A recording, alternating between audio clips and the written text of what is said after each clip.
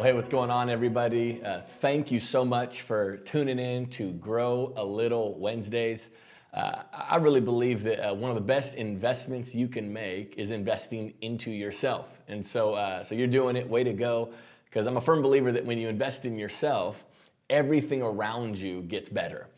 Your family life, your school life, work life, all that stuff, it just gets better and better and better. And so I want to talk today on this topic of resonance. How do you resonate? How do you connect? Because I'm a firm believer in this. Most of what we do is meaningless without connection, especially from church life. When it comes to good sermons, effective events, songs, our process, growth track, all that kind of stuff. In fact, so much of all this stuff that we do, if we're not connecting, if we're not resonating with people, it will not have the impact that we want it to have. If you're at work, it's awesome if you have great gifts. It's amazing if you're great at coalescing people to move towards one vision. But if you can't resonate, you're going to really struggle. In physics, this is important to know, in physics, resonance is a phenomenon in which a vibrating system or external force drives another system to oscillate with greater amplitude at specific frequencies. And so resonance is just one's ability to move and make an impact on another. In fact, your gifts are great, but resonance is the thing that allows those gifts to be leveraged in greater ways. In fact, it's interesting when you look at some of the people in the scriptures, people like Paul. And Paul, in his writings, would actually address the fact that he wasn't that impressive in person. In fact, he even says about himself, he's like, hey, when you see me and when you interact with me, I'm not that impressive. And yet what? Through his writings, he had resonance that allowed him to make a huge impact in the world and in the movement of Christianity. Moses talked about how he was a stutterer, and yet what? He led an entire group of people out of slavery because God gave him resonance. In fact, Jesus is credited as being a great preacher, but we actually don't know from a practical dynamic, if he was an excellent orator. We know his content was obviously out of this world, pun intended, and we know that he was absolutely incredible, but we're not sure if he pragmatically was an excellent communicator as we would use the term. Here's what we do know for a fact. Jesus had resonance. He had connectability to people. And so I wrote down a few things in a few ways that I think can really help us resonate in all of the environments that we live. The first one is this. When it comes to just, the ability to resonate, number one, you need to nurture your spiritual glow. You need to nurture your spiritual glow.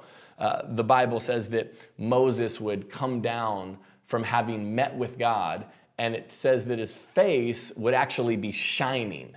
There would be a brightness a literal brightness in his face. And here's what I believe. I believe when you spend time with God and you spend time in prayer and you spend time reading God's word, you spend time working on your character and growing in that, there's actually a spiritual glow that you and I can have. Not because we're perfect, not because we don't make mistakes, but there is kind of this holy confidence that we get when we've spent time with God. There's just something about a person that has this on-fire spiritual fervor that other people will want to emulate.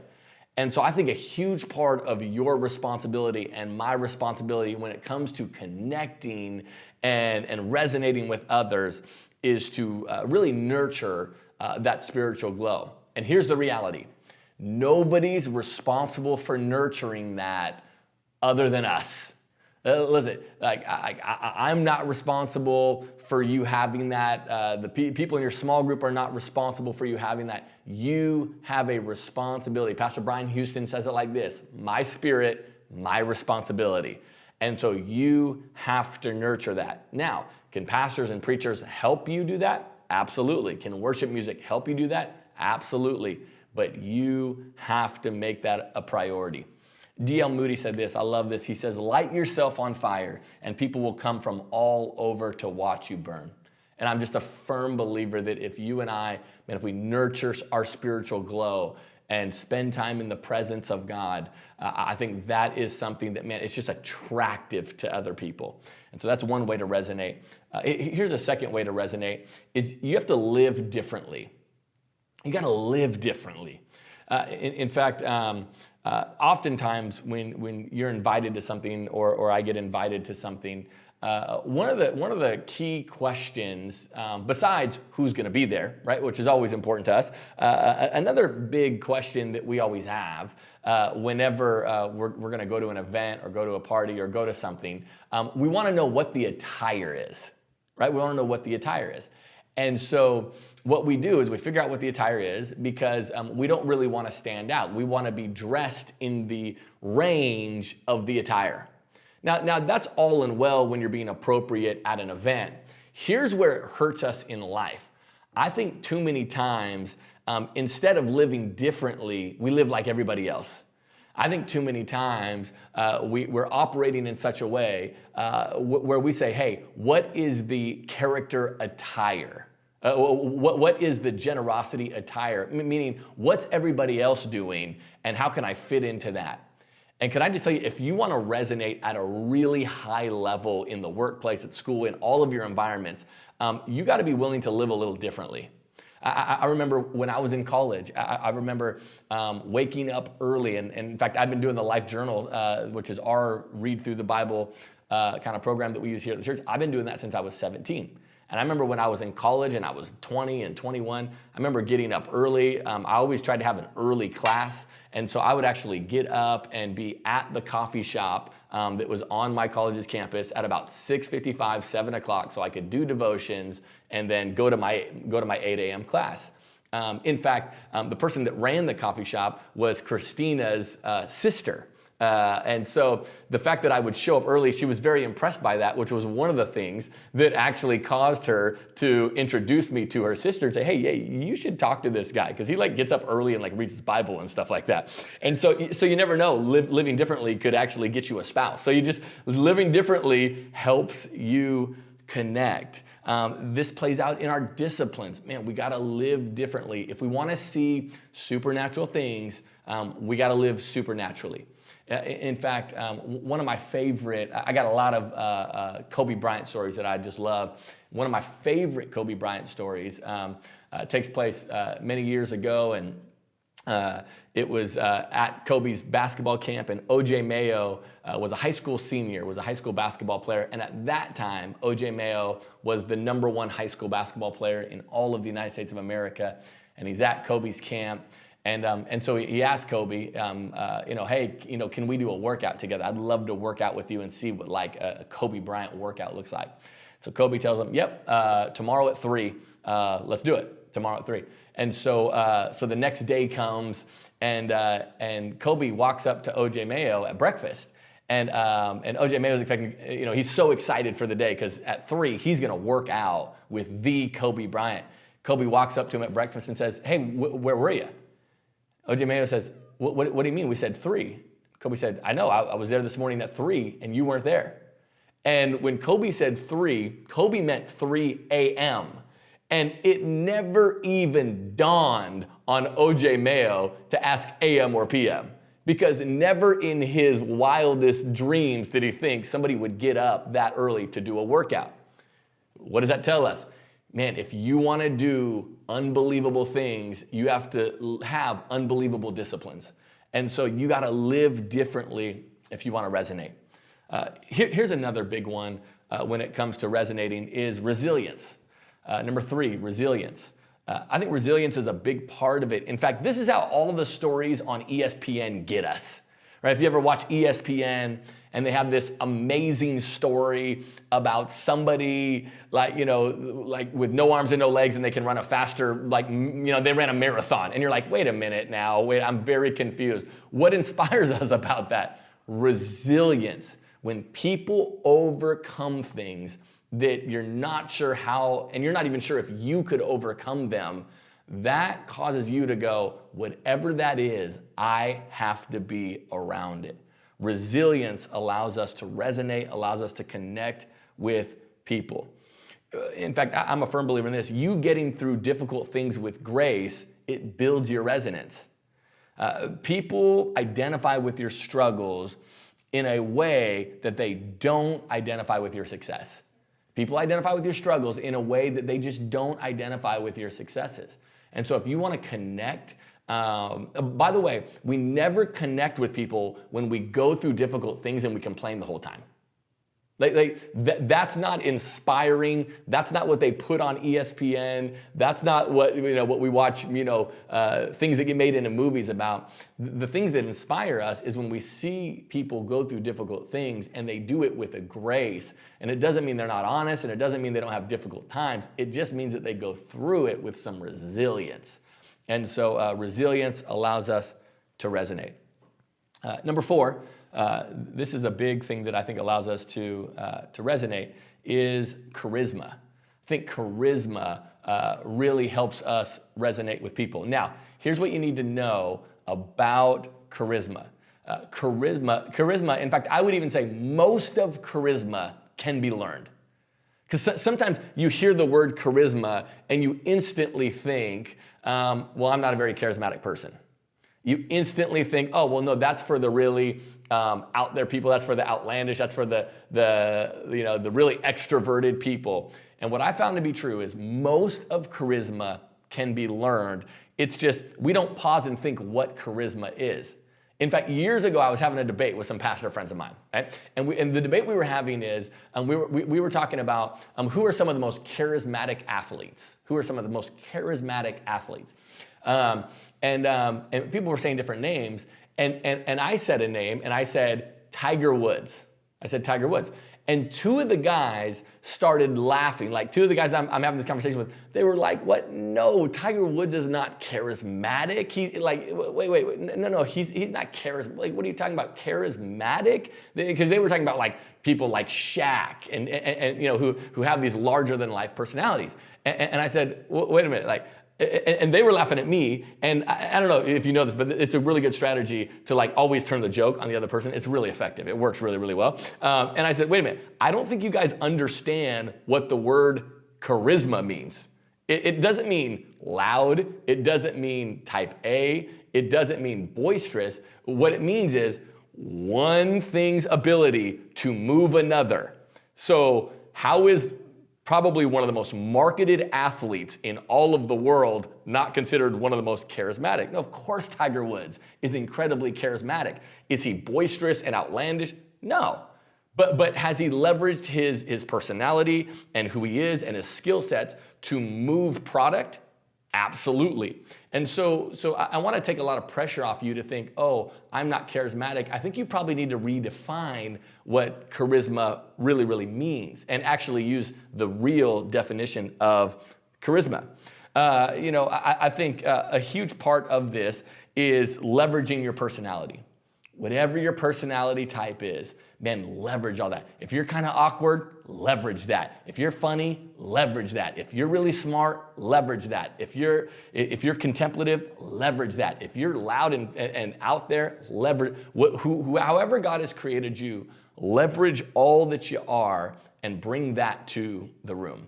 That's a big way to resonate. Another part of resonance is number 5, vision. Vision.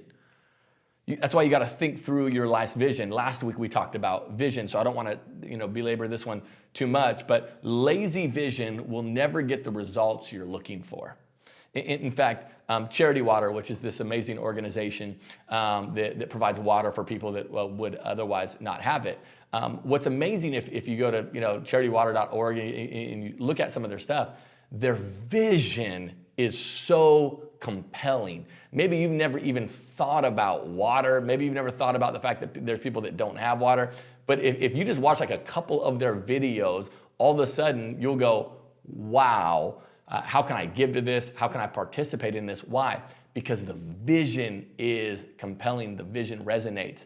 And so a lot of this plays out in sharing your faith. A lot of this plays out in how you connect with people. But I would encourage you, think through the vision that you have for your life. In fact, I would even challenge, some of you ought to have a mission statement for your life. Like at our church, man, we have a mission statement that says, man, the goal of our church is to lead people into a life-transforming relationship with Jesus Christ. That is the mission of Grace City. But I think in the same way we have a collective mission, I think you ought to have like a personal mission as well. And I would even encourage you to write it down sometime this week and start really thinking about it and going, when I wake up in the morning, what is the vision for my life? And it's got to be compelling. And I think if you have a compelling vision for your life, that is going to help you resonate. Number 6, this is a big part of resonance, is discernment. Discernment. You'll never connect with people you don't listen to. You'll never connect with people you don't listen to. You want to know where most of my sermon content comes from, or rather my sermon application, right, is reading the scriptures, obviously, right, in the Bible, and a lot of it comes out of that. And then the connection point of it comes from every meeting I have, comes from every conversation I have. It comes from every interaction in the grocery store I have. It comes from every observation that I'm making. So much of my application from what I'm reading from the scriptures has to do with listening to people. I think too many times when we think of resonance and when we think of connecting with people, we think of us talking. We think of what are the things that I'm saying and how can I say the right thing and communicate the right thing so that I resonate with people. Can I tell you a huge part of just resonating, a huge part of connecting is listening to people. And then when it's your time to say something, you have more stuff to say because you've listened to people. In fact, even when Jesus sent out the disciples, interesting that he gives them this instruction. He says, don't even worry about what to say, which is like the opposite typically of what we're thinking when we're talking to people about Jesus. Right? In fact, a lot of the conversations I have with people is they go, hey, what do you say to XYZ? And imagine if my pastoral care was, you know what, dude, don't even worry about what to say.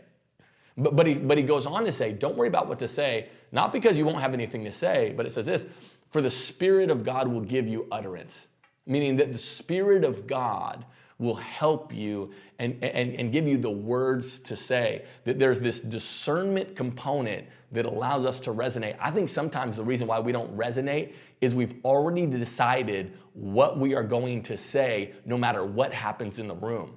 And you got to be discerning enough to go, wait, what's going on in the room right now? And what has taken place? And Holy Spirit, help me so then I can lean into the room. I think too many times we've already decided what our lesson plan is. We've already decided what our message is. We've already decided what we're going to say in a meeting. We've already decided what our reaction is. And the problem is it removes us from the ability to listen to the Spirit of God and go, okay, what does this moment need so that I can resonate? Now, by the way, I'm not just talking about when you're leading a city group. I'm talking about in a work meeting. I'm talking about in a class project, in every scenario going, okay, what does this environment need? And how can I lean into it? Man, that takes listening to the Spirit of God that dwells within the believer. And then finally, the last thing when it comes to resonance, I just wrote down, I couldn't think of a more clever way to make this a point, but number 7, jersey. And here's what I mean, is what team you play for can enhance your resonance. What team you play for, it can enhance your resonance. In fact, this is why oftentimes when, and I know I'm using a lot of sports illustrations today, this is why oftentimes when players, come time for free agency and they're not getting drafted anymore, they get to pick where they go. One of the key things that comes into their decision making is what city am I going to go to so that I can reach the broadest amount of fans possible. So I might be in a city like Milwaukee. Well, now I'm a free agent. Now do I want to go to New York? Do I want to go to LA? Do I want to go to a place that is going to allow me to resonate with the broadest range of people? So whatever team that you play for, that can help you, in your resonance. This is why, by the way, it's important to rep your team, because many times you will get team credibility before you have individual credibility. In fact, years ago, Carmelo Anthony, a guy that played for the New York Knicks, was playing for the New York Knicks, but he had made it clear that he wanted to trade and that he did not want to play for them any longer. And Carmelo Anthony was clearly the best player. But what the Knicks decided to do was to not put him on any of the marketing stuff, even though he was on the team and he was the most marketable player on the team. The Knicks decided, hey, we're not going to put him on the season tickets. We're not going to put his banner up. We're going to make sure that we're not marketing around him. Because here's what's true. If you rep your team will rep you. If you don't rep your team won't rep you. And so what I love is that this goes into, in fact, something that we say around here often: I'd rather be a small part of something big than a big part of something small. So we get credibility from just saying, hey, we're a part of Grace City Church. I can't tell you how many times I've talked to people and they were like, yeah, I was having a conversation and Grace City got brought up, and I was so excited to be able to say, hey, I go to church there. And what are those people saying? They're saying, oh, I got a credibility in a conversation because of the team I rep. Because us together are stronger than us as individuals. And so what I'm a part of is bigger than the part that I play. So when it comes to resonance, feel free and leverage the broader thing that you are a part of, right? This plays out. So you're not just speaking on your own credibility. You're speaking on the credibility of the move of God that you're a part of. You're speaking on the credibility that you're a part of the capital C church, right? The church universal. Broader even than that, you're a Jesus person. And so you're speaking on the credibility that, man, I follow Christ. And so all these things are a part of the jerseys that you wear. And the jersey that you wear can give you credibility, more credibility than you can have, within your own individual self. This is why I love when I'm talking to people and they're like, hey, I have a friend that has a lot of questions about God, and would you be willing to have coffee with us?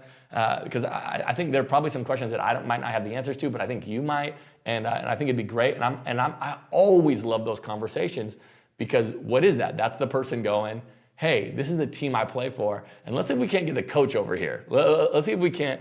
Why is that so important? Because we are stronger than me. Us together are stronger. And so a huge part of all this is resonance. And I want to encourage you to think about not just getting your information out, not just, hey, how can I be the smartest person in the room? It's how can I connect with people? How can I connect with people? In fact, even pray that over your own life. God, give me a grace, a unique grace to connect with people. That's something I pray over my life often, is interpersonally, God, help me connect with people. And then 1 on 1,000, God, help me connect with people in a unique way. And I'm just telling you, if you ask God to do that, He'll start setting you up and positioning you to be able to do that. So we love you. Thank you so much for watching. Be asking God, how can I resonate? And I can't wait to see you virtually next week or this Sunday for church.